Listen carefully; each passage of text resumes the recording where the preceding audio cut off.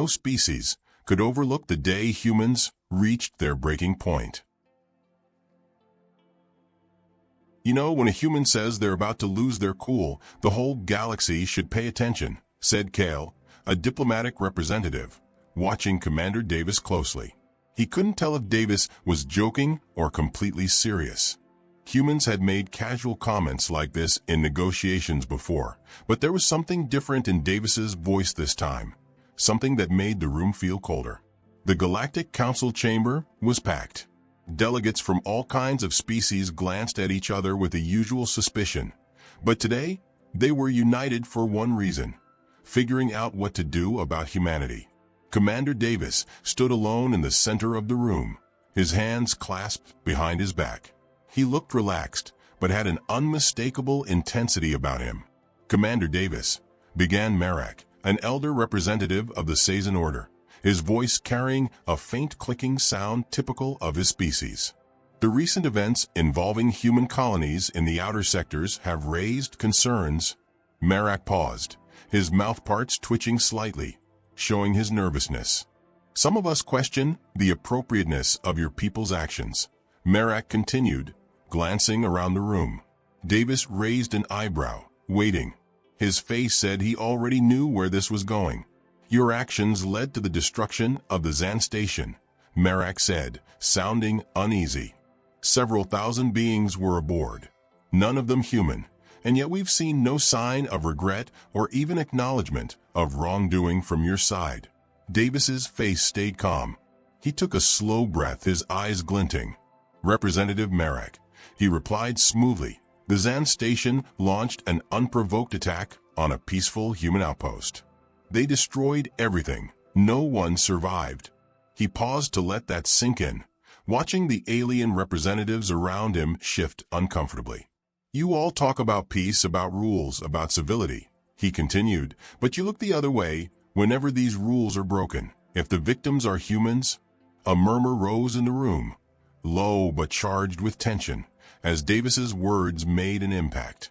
Silence followed, thick and buzzing with tension, until a Zartan delegate, his scaled body covered in thick armor, raised a clawed hand.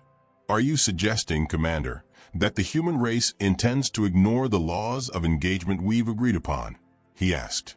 Davis tilted his head slightly. "Not at all. But every species has a line, a boundary they won't let others cross.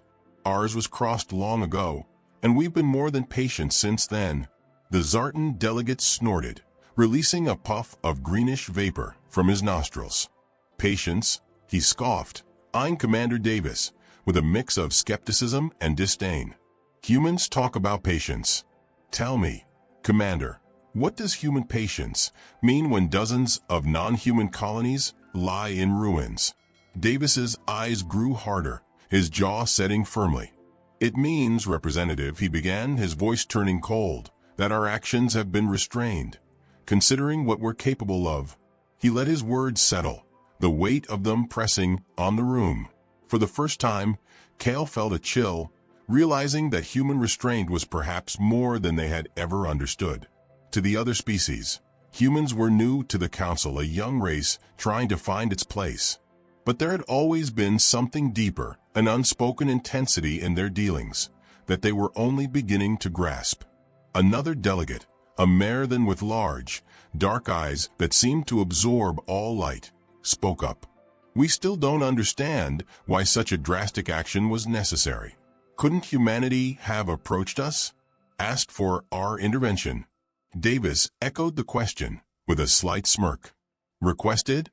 We requested help for years. We asked for defense treaties, for anti-piracy patrols, even a simple observer station in our sector. And what did we receive?"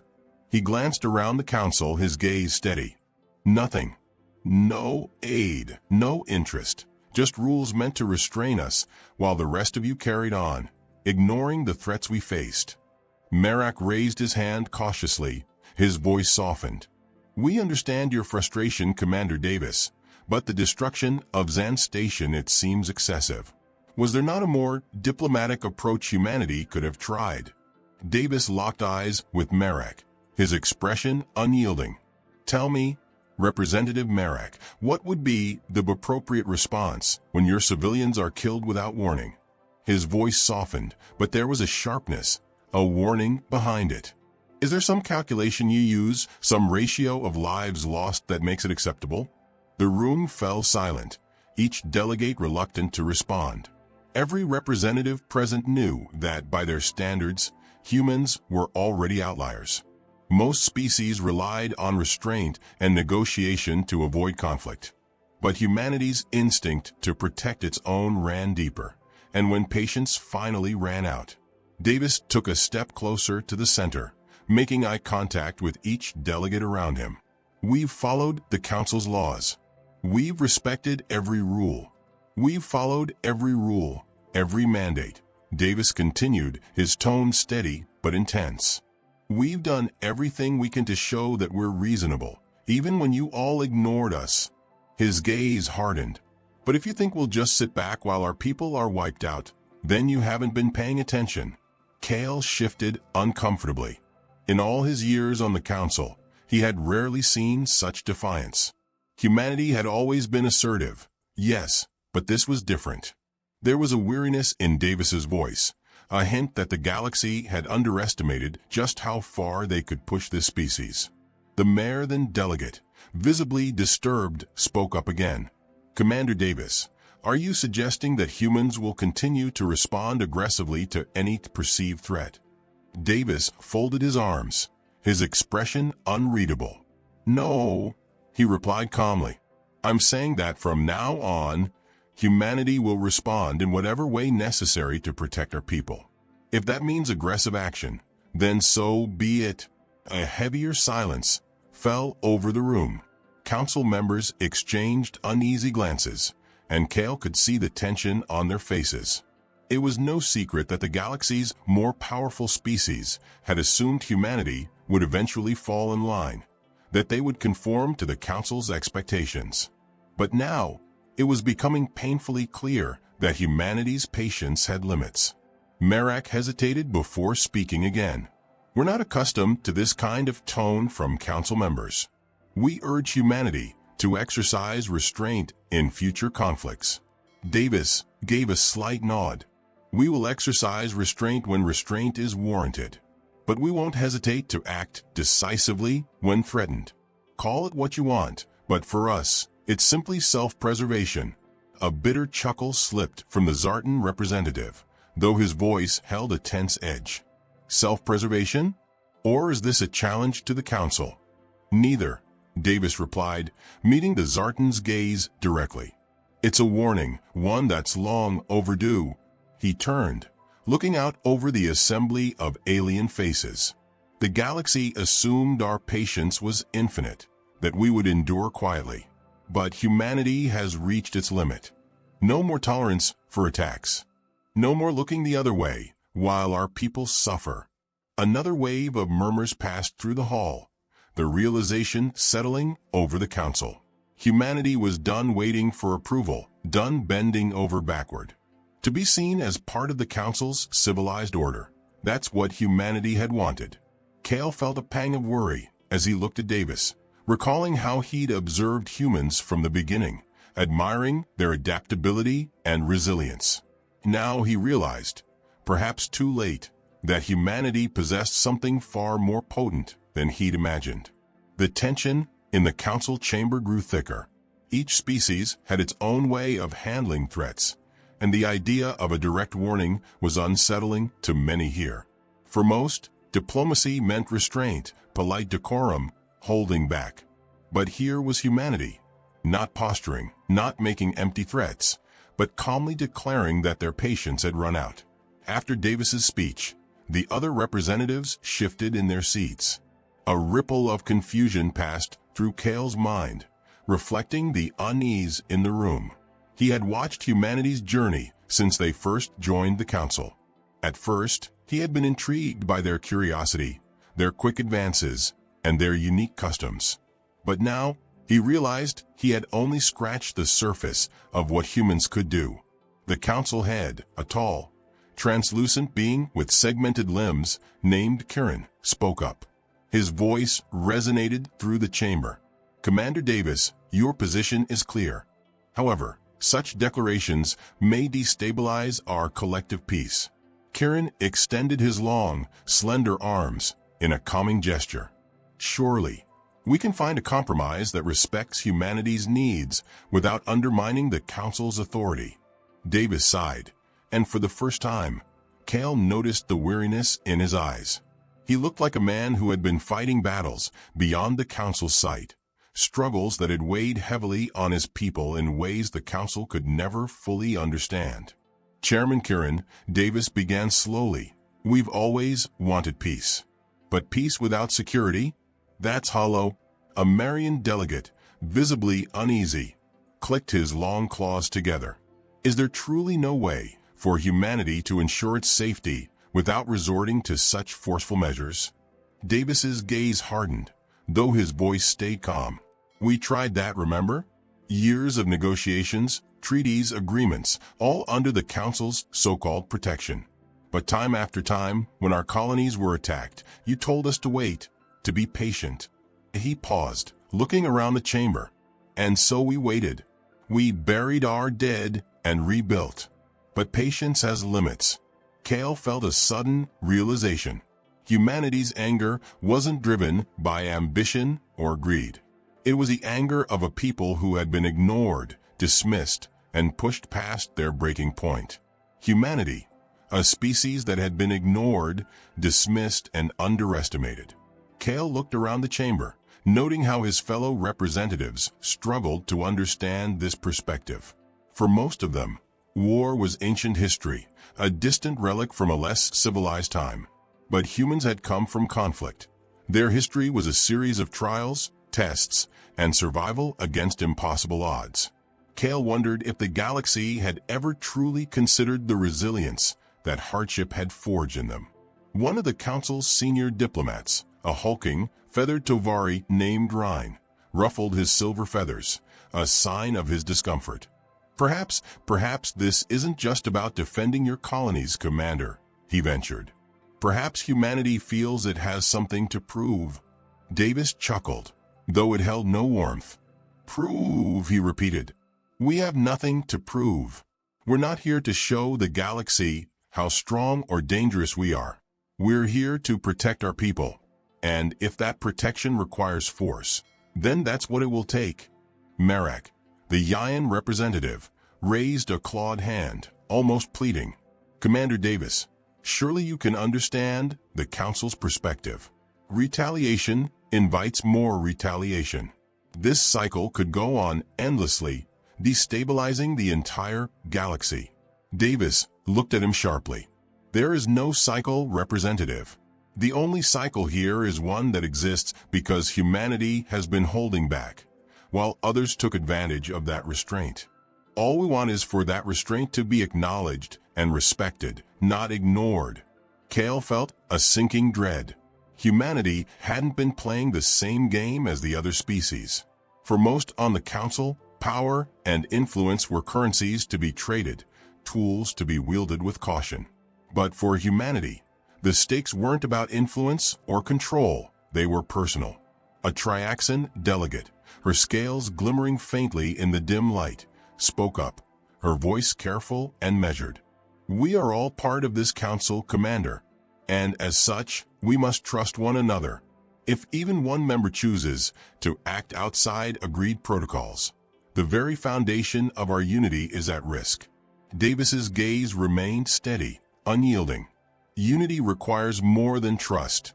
It requires accountability. Humanity has asked for aid, for mutual protection, for recognition of our rights. And time and again, we were met with indifference. He spread his hands slightly, his voice rising just enough to carry. What do you call unity when one part is expected to sacrifice and endure without support? His words hung in the air, leaving an uncomfortable silence in their wake. An uncomfortable silence filled the air as the delegates glanced at one another, their expressions a mix of confusion, guilt, and growing fear. For the first time, they began to realize that humanity wasn't seeking domination or territory. They were simply done with a system that left them exposed and vulnerable. Sensing the shift in the room, Chairman Kieran leaned forward, his eyes narrowing thoughtfully. Then tell us, Commander, what does humanity seek from this council now? Davis took a deep breath, his expression softening, though his resolve remained firm. We seek what every species here values, a guarantee of safety and security. And if the council cannot provide that guarantee, then humanity will ensure it for itself. Cale's heart sank. This wasn't a declaration of war, but it was close. It was a clear statement that humanity was prepared to stand alone if they had to. Cale doubted that many in the council had seen this coming. To them, humans were still a young, energetic species eager to prove their worth. But now they were seeing a different side, a humanity that was weary, hardened, and no longer willing to ask for permission. Rhine, the Tovari delegate, tilted his head, his eyes narrowing in thought. And if the council does not support this independence? Davis looked at him, calm and unyielding. Then the council will do what it must. We would rather not be alone in this galaxy, but we will survive, with or without the council's help. A murmur spread through the assembly as the weight of his words sank in. Cale could feel the alien leaders grappling with a blend of outrage and unease. It was one thing to view humanity as an ally, a species bound by the same rules and codes as the rest of the galaxy. But this was different. Kieran raised his segmented fingers once more, a tremor running through them. Surely, Commander, there is no need for such ultimatums. We can find a way forward, one that respects humanity's needs without compromising the stability of this council. Davis's expression remained unchanged. I hope you're right, Chairman. Humanity doesn't want war with anyone here. But if our people are threatened again, we will not hesitate to respond. The council fell silent, absorbing the finality in Davis's words. Cale felt a heavy realization settling over him. Humanity, while still open to cooperation, was done with compromise. The galaxy had taken their patience for granted. They had taken humanity's patience for granted. And now, for the first time, the council saw a species ready to stand alone if pushed. Cale felt a deep, unfamiliar fear, not just of what humanity might do if provoked, but of what the galaxy itself had created by underestimating them. The tension in the council chamber was thick, pressing down like a weight on every delegate. For a moment, no one dared to speak. Then, finally, Commander Davis broke the silence, his voice calm but resolute. Let me be clear, Council, Davis began.